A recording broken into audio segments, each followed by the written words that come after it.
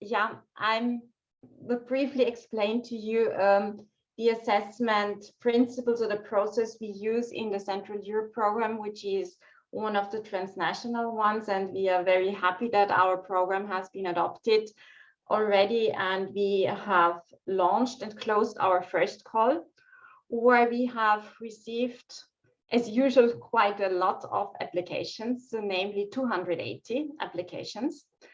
So, and this is also a learning from the past, where we once tried a two-step application procedure where we had even more than 600 applications. So this is why then after this first experiment, we turned back to a one-step application procedure. If you can go, please, to the next slide. Where we do a one-step application procedure, but we do the assessment in two phases. Namely, we have in a first instance a relevance filter, I think similar to what Monika was explaining, where the objective is to filter out the really weak applications which are not relevant to our program. And I will explain you a little bit later on which criteria and on which principles we are filtering out.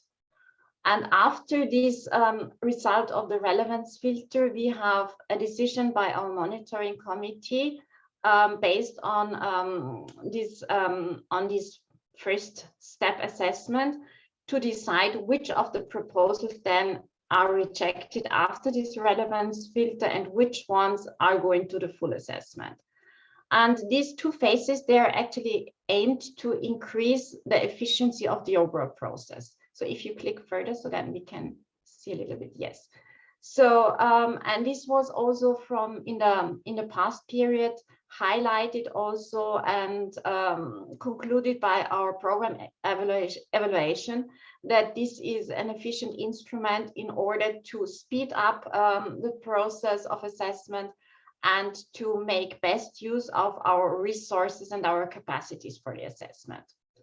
And the aim is in the relevance filter to sort out, as I said before, projects which are not really relevant and only to allow really the best ones, the very good ones, are the ones really showing excellent quality for the full assessment.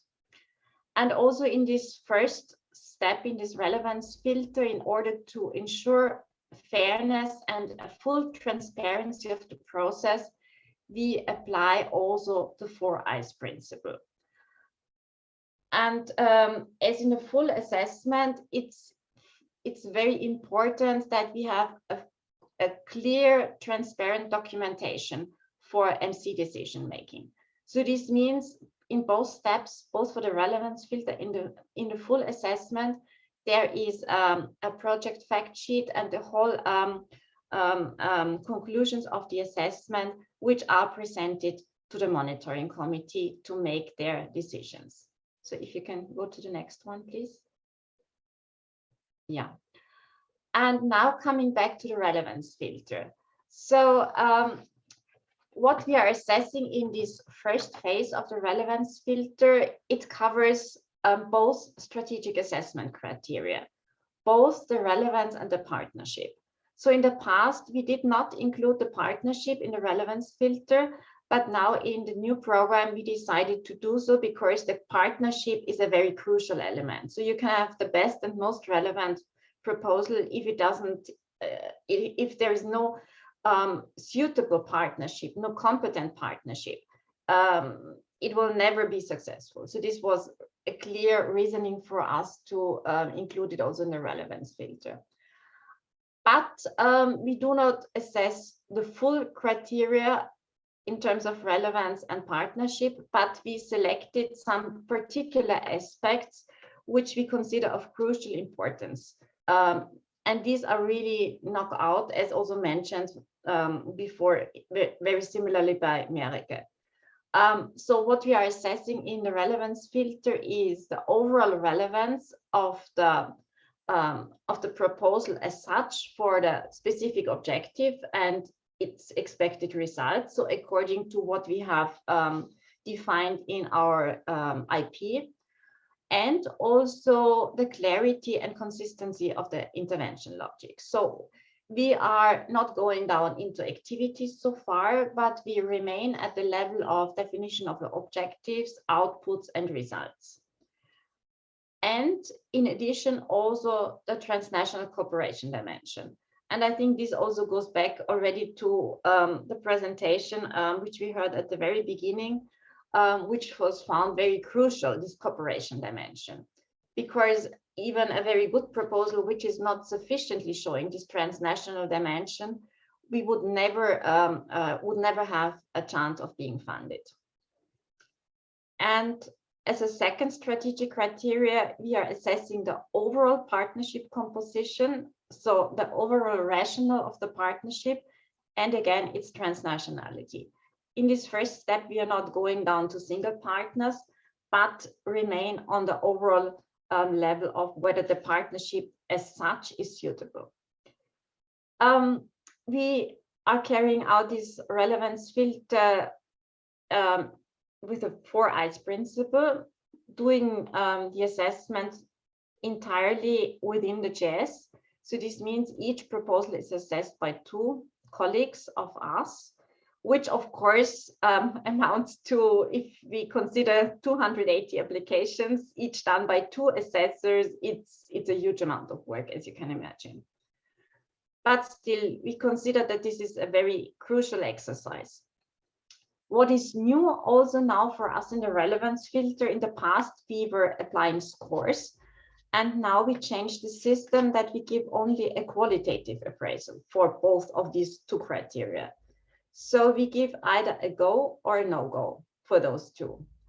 And based on this, we give a reject, which is of course accompanied by qualitative statements. So if a proposal gets a no-go or a go, there has to be a clear reasoning behind, which is also transparently presented to the monitoring committee.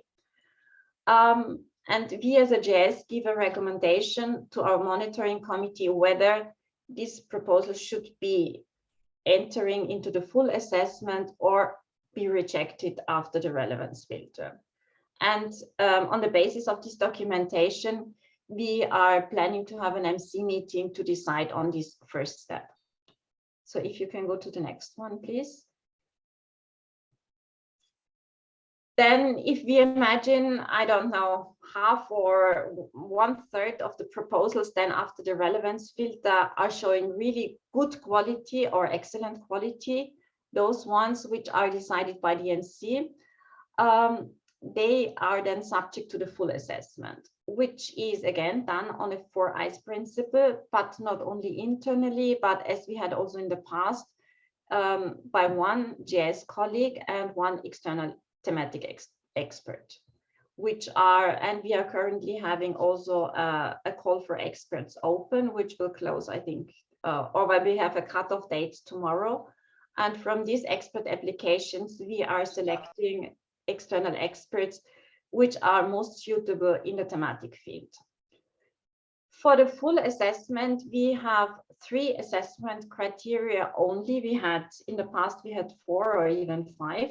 So we simplified and streamlined a little bit, and we don't have guiding questions. We don't have sub-criteria anymore, but we are assessing on the basis of guiding questions. I will show you the assessment criteria then in the next slides. And what we also changed a little bit compared to the current period is that, to the previous period, is that we put even higher emphasis also in the full assessment for the strategic criteria. Considering also that the work plan based on HIT is now also slimmer, and there is less information compared to the previous programming period. If you go to the next, please. In this table, I have just put for an overview the main elements of the assessment criteria which we are assessing in a full assessment. So this is of course based also on HIT, and we have adapted a little bit, like also Monika said, to our needs. And we have 3 main blocks. So relevance, which covers, again, intervention logic and transnationality, which is already part of the relevance filter. Then we have the policy and territorial relevance and horizontal principles. And last but not least, innovativeness and synergies. So this is the first block, which gets a weight of 40%, which is the majority of the overall score.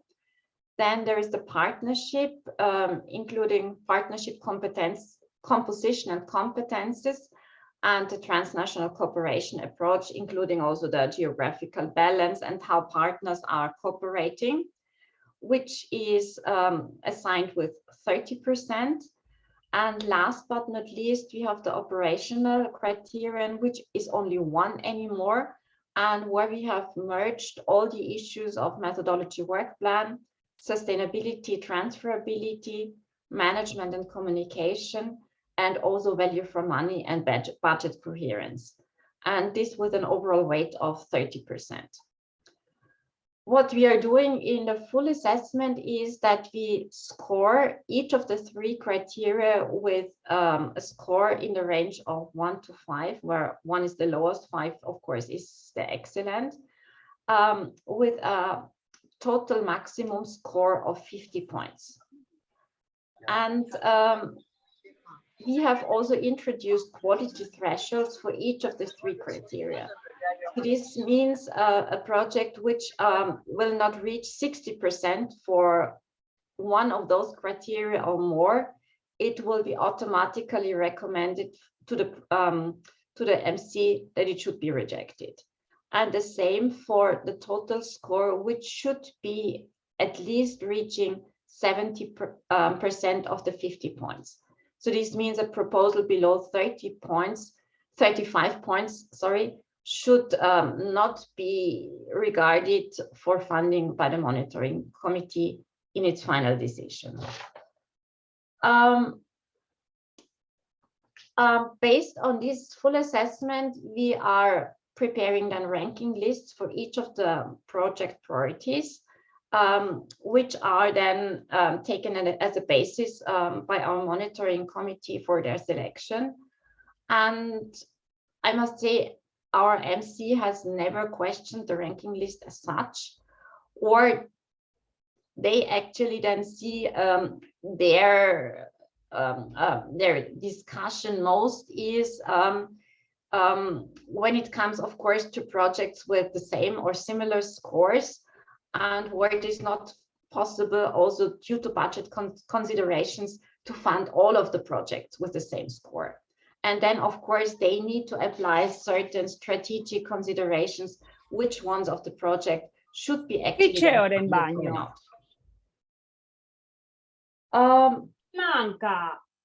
Oops, okay, so yeah, that's it more or less from my side. This was very shortly, in a nutshell, our assessment principles and criteria. And yeah, I'm of course available for any questions to be answered.